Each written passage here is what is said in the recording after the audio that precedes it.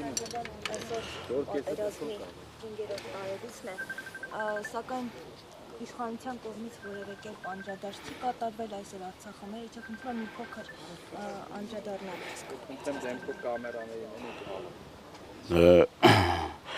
Իշխանության վերաբերմունքը նոր չի, իրենք արդեն մի քանի տարի է փորձում են մոռացության մատնել մեր նահատակների, հիշատակների օրերը եւ ես ամսի 2-ին, սեպտեմբերի 2-ին, երբ որ եռաբլուրում էինք, ծնողներից մեկը շատ հուզված ասում էր, որ անգամ չեն բարեհաճում այն պսակները, որ ուղարկվում են, պատշաճ կերպով ուղարկեն, այսինքն տաքսիների միջոցով են անում այդ ամեն ինչը, սա վերաբերմունք է, սա խոսում է նրա մասին, որ այս մեր իշխանության կոչվածները որևէ պատասխանատվության զգացում չունեն, այս իշխանությունները ամեն ինչ կրկնում եմ անում են, որպեսզի մոռացության մատնեն մեր հերոս նահատակների փառքի ճանապարհը ուղին, իրենք ամեն ինչ անում են, որ ջնջեն մեր պատմությունը, հիշողությունը, իրենք արշավ են սկսել հայրաքելական Սուրբ եկեղեցու դեմ, իրենք խմբագրում են մեր պատմությունը, իրենք կրկնում եմ անողոք պայքար են սկսել մեր խորհրդանիշների նկատմամբ, մեր ինքնության նկատմամբ, ցեղասպանության զոհերի հիշատակը, գիտեք ինչ խայտառակ մի խոսույթով են հանդես գալիս ասելով, որ պետք է հասկանանք անուն ազգանուններով եւ ինչա տեղի ունեցել, այսինքն սրանք մի խնդիրների մի փունջ են, որ բնորոշում է, բնութագրում է իշխանության ամենաբարձր օղակներում գտնվող մարդկանց տեսակը, էությունը, իրենց գաղափարախոսությունը, արժեհամակարգը եւ միայն ծնկի են գալիս իրենց արդեն ծնկի են գալիս ոչ թե շիրիմների առջև, իդեպ հիշում եք տարիներ առաջ, երբ որ ծնկի են գալիս շիրիմների առջև, ինչպիսի խոշնանգումների են ենթարկում հերոսացին ծնողներին, հիմա ծնկի են գալիս ՔՊ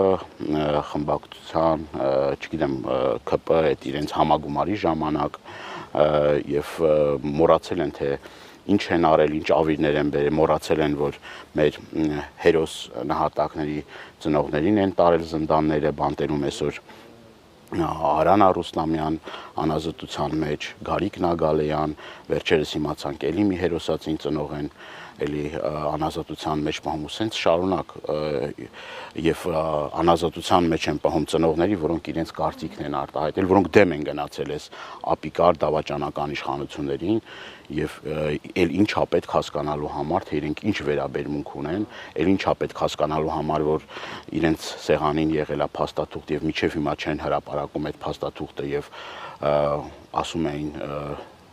Արցախը Հայաստանը եւ վերջ մենք սկսում ենք սեփական էջից, սեփական զրոյական կետից նոր պատերազմ, նոր տարածքներ, հետո այսքան արհավիրքներ բերելով խմբագրում են, կրկնում են մեր պատմությունը։ Ամեն ինչ ավելի քան պարզ է, մեր ժողովուրդը հասկացել է ում հետ գործ ունի եւ իրենք այլևս չեն սպասարկում մեր պետության, մեր ժողովրդի շահերը։ Այսօր խոսվում է, որ խաղաղության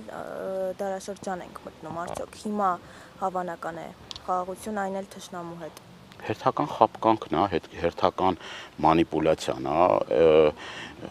տեսեք, ես մի քանի ամիս առաջ Սյունիքում էի եւ տեսնում էի, մտել եմ այդ տները եւ տեսել եմ, թե ադրբեջանցիները ինչպես են այդ խաղաղությունը պատկերացնում, ես տեսել եմ այդ կրակված փամփուշտների տեղերը, ես տեսել եմ այդ արկերի տեղերը, ես ինքս էլ այդ կրակոցի ձայները լսել եմ Սյունիքում լինելով, ոչ միայն Սյունիքում, նաև Տավուշում էր տենց, եւ իրենք ինչքան էլ որ ասեն, որ գիտեք ինչ կա, դա թիրախային կրակոցներ չեն եւ այլն, ինչ է նշանակում մարդկանց բնակարանների վրա կրակելը եւ երջանիկ պատահականություն է եղել, որ զոհեր չեն եղել, վիրավորներ չեն եղել եւ ասել, որ գնում են խաղաղության ճանապարհին, այնինչ Ալիևը գրեթե ամենօրյա ռեժիմով խոսում է Զանգեզուրի միջանցքի մասին, խոսում է Հայաստան-ադրբեջանցիներին բնակեցնելու մասին, խոսում է հայ ազգի հիվանդ լինելու մասին, ասում թանակը դեռ չչորացած նոր պահանջներ են դնում, նոր ավելի կործանարար զիջումների են գնում, նոր տարածքների հանձնման մասին են խոսում են նրա մասին, որ Հայաստանում դեռ կան ադրբեջանական տարածքներ, որոնք որ պետք է վերադարձվեն Ադրբեջանին, ինչի մասին է խոսքը, որտեղ եք դուք այդտեղ տեսնում խաղաղություն, այդտեղ ինչ կա խաղաղության մասին, հերթական զիջումների են պատրաստում մեզ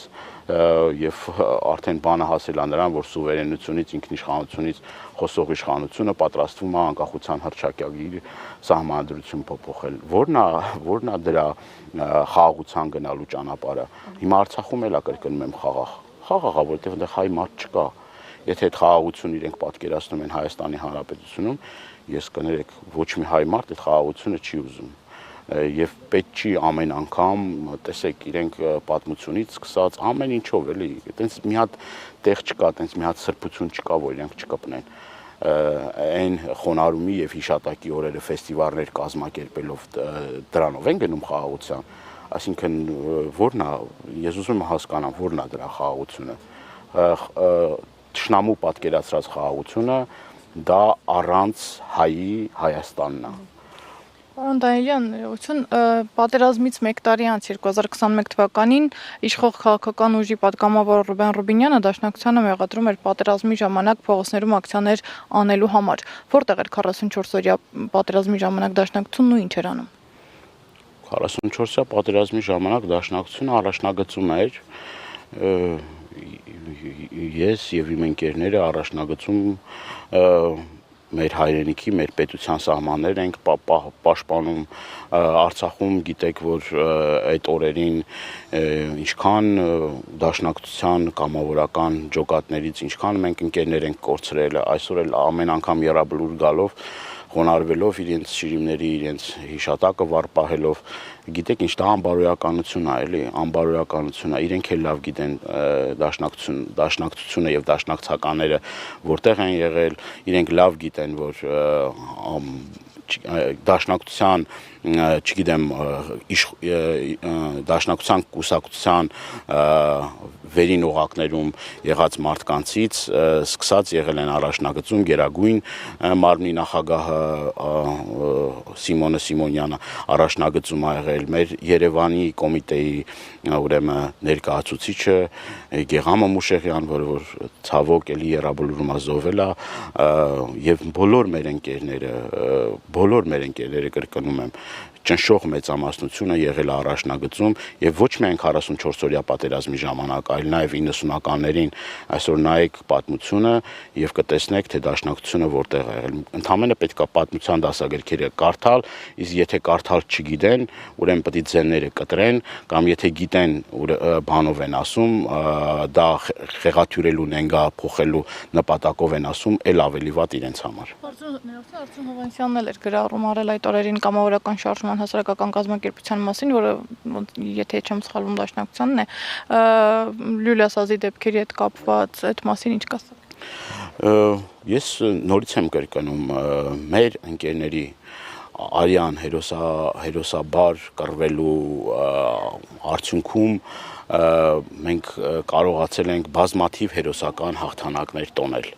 90-ական թվականներից մինչև 44-օրյա պատերազմ այդ պայքարը եղել է որևէ մեկը իր անձը չի խնայել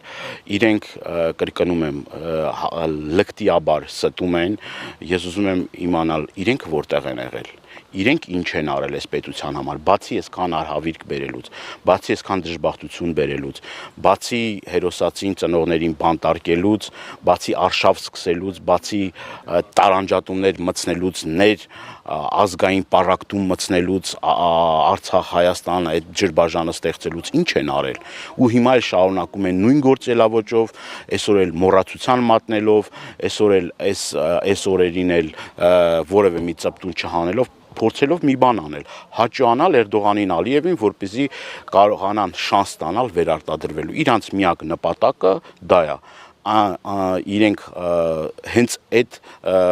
գործով են լծված, որպեսզի կրկնում եմ Էրդողանի հոգին փառավորվի, Ալիևի հոգին փառավորվի եւ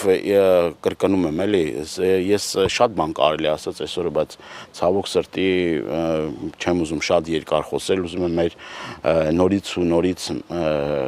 իմ ցավակցությունս հայտնել, իմ խոնարհումը հայտնել բոլոր մեր զոհված եղբայրներին, իրենց ընտանիքներին եւ համբերություն մաղթել, որովհետեւ բացի այն, որ իրենք անդառնալի կորուստներ են ունեցել, հիմա էլ ամեն օր ես տեսնում եմ իրենց տառապանքը, տեսնում եմ Եռաբլուրում, տեսնում եմ իրենց տներում, տեսնում եմ փողոցներում, որովհետեւ այդ պատերազմից հետո, այդքան արհավիրքից հետո, այս ամեն ինչից հետո փոխանակ կրկնում եմ այս հերոս տղաների ամեն մեկը մի հերոսական ճանապարհ է, ամեն մեկին մի ձևով ուշադրություն դարձնեին, մի հատ ֆիլմ նկարեին, մի հատ իրենց օրինակով դաստիարակային սերունդերին, հակառակ այսօր դպրոցներում ազգայինը, ուրեմն ազգայինի նկատմամբ արշավա գնում, այսօր դպրոցներում խմբագրում են մեր պատմությունը, այդ օրինակով պիտի սերունդները դաստիարակվեն, սերունդները պիտի դաստիարակվեն այս տղերքի հերոսական փառավոր ուղու ուրեմն պատմություններով, որպեսզի վաղը մյուս օրը անհրաժեշտության դեպքում մենք բոլորս կարողանանք ոտքի կանգնել եւ պաշտպանել մեր հայրենիքը։ Իսկ ասելով, որ այլևս դուք կարող եք երջանիկ ապրել, այլևս կարող եք խաղաղ ապրել,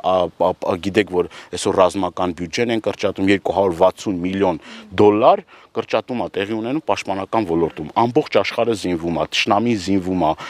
գիտեք, որ Ադրբեջանի ռազմական բյուջեն ավելացնում է։ Իսկ նրանք ասում են դա մեր դեմ չի։ Իսկ Ադրբեջանը վերջին տասնամյակների ընթացքում ում դեմ է պատերազմ մղել։ Ռուսաստանի, Իրանի Իսլամական Հանրապետության, որի Վրաստանի դեմ է պատերազմ մղել։ Էս ինչ հիմարություն է։ Բայց չէ, այս մարդիկ ռազմական բյուջեն կրճատում եմ, ֆեստիվալների բյուջեն ավելացնում։ Այս ամեն ինչն է ինչ որ բնութագրում է իշխանությունների իրական դեմքն ու պատկերը։ Շնորհակալ եմ, նորից էլի կներեք եւս մեկ հարց, նաև անդրադառնանք նրան, որ վերջերս իշխանությունները մի հայտարարությամբ են հանդես գալի երրորդ հանրապետության էջը փակել եւ չորրորդ հանրապետությունը հռչակել։ Այս մասին ինչ կասեք, այս բարագայում չորրորդ հանրապետության հռչակումը հաստատում է։ Երրորդ հանրապետության էջն են փակում, իրենք Հայաստանի հանրապետության էջն են ուզում փակել։ Այդ երրորդ հանրապետությունը, որ ասում են երրորդ հանրապետության էջն են ուզում փակել, իրենք Հայաստանի հանրապետության էջն են ուզում փակել, առանց երրորդի էջ ուզում են փակեն Հայաստանի հանրապետության էջը, ոնց որ փակեցին Արցախի էջը։ Արցախի համար ինչ էին ասում։ Ինչ են ասում Արցախի համար։ Ասում են մի փոքր նշաձողի իջեցրեք, լան կոնսոլիդացիա, դրանից առաջ ասում են Շուշի հադրուտ դեօկուպացիա, անջատում հանուն փրկության, ուր է հիմա Արցախը։ Ումն է Արցախը հիմա։ Ասում են, թե չէին ասում։ Ասում են, չէ։ Հիմա նույնն էլ Հայաստանի հետ է կատարում, ինչ տարբերություն։ Ես կրկնում եմ, ինչ է արցախցիների երակներում ուրիշ արյուններ հոսում։ Այդ էթնիկ զտում ցեղասպանությունը մեր քույրերի եղբայրների հետ չի տեղի ունեցել։ Հիմա այդ շիրմաքարերը, որ պղծում են, հիմա որ մեր պատմամշակութային կոթողները ավիրում են, դա ուրիշ մի ազգի պատմամշակութային կոթողներ են, ուրիշ ազգի եկեղեցիներ են, ուրիշ ազգի սրբավայրերն ու գերեզմանակարեր են, խաչքարեր են, հուշարձաններ են, ուրիշ ազգի են։ Հայ ազգինը չէ։ Ինչ տշնամին փոխվել է, հա, բանը ուրիշ է, դարել է կիրթ ու կառուցողական իրենց բնութագրմամբ։ Եվ բանը ամեն անգամ ձեռառնելով, ասելով, որ հիվանդ հասարակություն է։ Հիվանդ հասարակություն, այդ են մեզ բնորոշում ադրբեջանցիներ։ Եվ իրենց կրթական ծրագրերում բացեք Ադրբեջանի կրթական ծրագրերը, հայատյացություն, ֆաշիզմ, ասելով, որ ամենալավ հայը դա մեռած հայն է։ Այդ քարոզչությունն է գնում իրենց մոտ։ Դրանից հետո էլ ինչի մասն է խոսքը։ Ինչ ուրիշ բաների մասն է խոսքը, էլի։ Ես նորից եմ կրկնում, իրենք ուզում են Հայաստանը դարձնել մի անողնաշար երկիր, լավագույն դեպքում անողնաշար երկիր, որը ունի խորհրդանիշներ, ունի պատմություն, ունի անցյալ, ունի ազգային գաղափարախոսություն, ունի հերոսներ, ունի եկեղեցի, ունի ինքնություն, ունի տեսակ, ոչ մի բան չունի, սպասարկող անձնակազմ, լավագույն դեպքում Հայաստանը հայ ժողովրդին դարձնել սպասարկող անձնակազմ թուրք-ադրբեջանական տանդեմի համար։ Այդ է իրենց նպատակը։ Ուրիշ բան ես չեմ կարողանում պատկերացնել, որովհետև իրենք գնում են այդ ճանապարհով։ Սա մի դրվագ չի, մեկ հարց չի, սա ասենց բազմաթիվ իրենց, այսպես ասած, հստակ, իրենք կրկնում եմ, հստակ իրենց արժև այդ խնդիրը դրել են։ Ու այդ խնդիրը հետևողականորեն ցավոք սրտի մինչև այս պահը այդ խնդիրը հետևողականորեն իրացնում են պատար անելով մեր տարածքներից տալով, գիտեք որ նորից եմ կրկնում խոսում նրա մասին նոր զիջումների մասին եւ սա է պատկերացրած 4-րդ հանրապետությունը։ Դուք այս խղճուկ վիճակում եք պատկերացրել Հայաստանի Հանրապետությունը։ Մենք էս ենք պատկերացրել Հայաստանի Հանրապետությունը։ Իհարկե ոչ, իհարկե ոչ։ Շնորհակալ եմ։